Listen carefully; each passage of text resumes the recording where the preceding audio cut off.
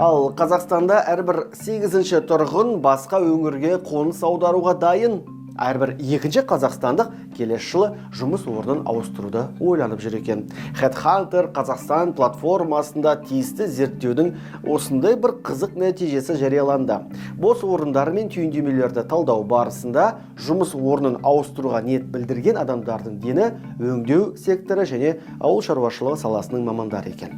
Оған қоса логистер мен саудагерлер де өздерін басқа қызметте көргісі келеді. Мұндағы негізгі себеп еңбек жағдайларын жақсарту.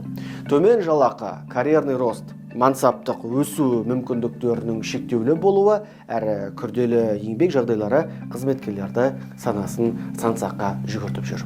Сондықтан да бұлар көбі кәсіби және жеке даму үшін мол мүмкіндік бар деп Астана мен Алматыға көшпек ниетте. Сөйтіп, респонденттердің 20% жаңа мамандықты меңгергісі келеді. Көбінесе олардың таңдауы IT саласына түседі. Ал сіз көшуді не жұмыс орныңызды ауыстырыңыз келе ме? Неге?